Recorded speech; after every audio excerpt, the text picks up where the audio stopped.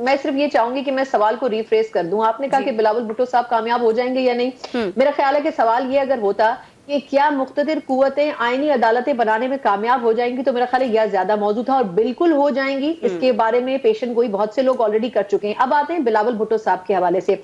देखिए, मेरा सवाल पहले ये कि बिलावल भुट्टो साहब जो मिसाक जमहूरियत की बात कर रहे हैं, ये मिसाक जमहूरियत में सिर्फ यही तो नहीं था कि कॉन्स्टिट्यूशनल कोर्ट्स बनाए जाएं। इसमें तो ये भी कहा गया था कि नया बल्दियाती सिस्टम खड़ा होना चाहिए। इसमें यह कहा गया था कि नैब को खत्म करके आपका नया एहतसाब कमीशन होना चाहिए। इसमें यह भी कहा गया था कि जो एजेंसीज हैं उनके सियासी विंग्स भी खत्म होने चाहिए। इसके ऊपर लंबी चौड़ी रिसर्च और कंटेंट मौजूद है कि उस मिसाक जमहूरियत की बाकी शिकों के ऊपर भी अमल दरामद होना चाहिए था।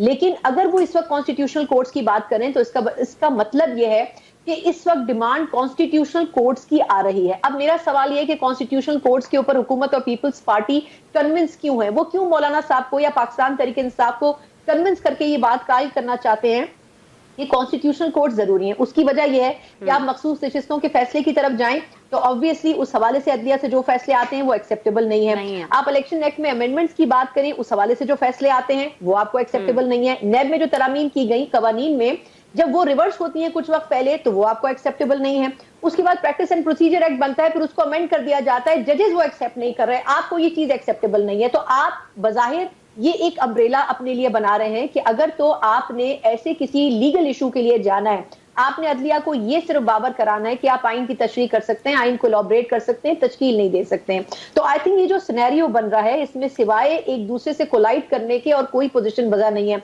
बिलावल भुट्टो साहब अगर इस वक्त कॉन्स्टिट्यूशनल कोर्ट्स की डिमांड कर रहे हैं और मौलाना साहब को कन्विंस कर रहे हैं, तो उसकी वजह सिर्फ यह है कि इस वक्त की मौजूदा हुकूमत ये चाहती है कि इस वक्त की अदलिया जिस डायरेक्शन में फैसले कर रही है उस डायरेक्शन को खत्म किया जाए, उस डायरेक्शन को तब्दील किया जाए। अब इसमें सपोर्ट कितनी चाहिए? सपोर्ट आपको उस सूरत में चाहिए कि आप तमाम इश्यूज को लेके किसी डिफरेंट प्लेटफॉर्म पर चले जाएं। मैं इसमें ये नहीं कहूंगी कि मैं सियासतदानों की नीयत के ऊपर शक करती हूँ, लेकिन मैं सवाल ये करूंगी कि आया 20 साल बाद आपको ये ख्याल क्यों आ रहा है कि ये मिसाक जमहूरियत का हिस्सा थे?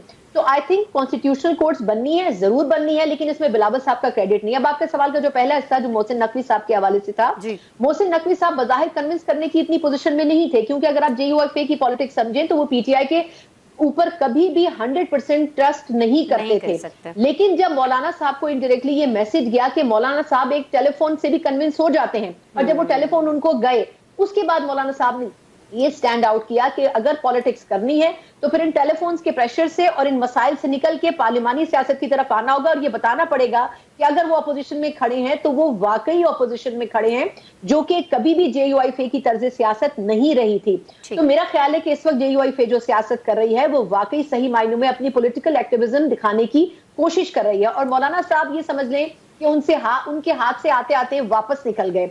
ऐसा नहीं था कि मौलाना साहब शुरू से PTI के करीब जाना चाहते थे, वो अपोजिशन से दूर रहना चाहते थे, लेकिन इन्होंने उनको उस हद तक लेके उस पॉइंट पर ले गए कि उनको बहालत मजबूरी PTI को अपने साथ खड़ा करना पड़ा है।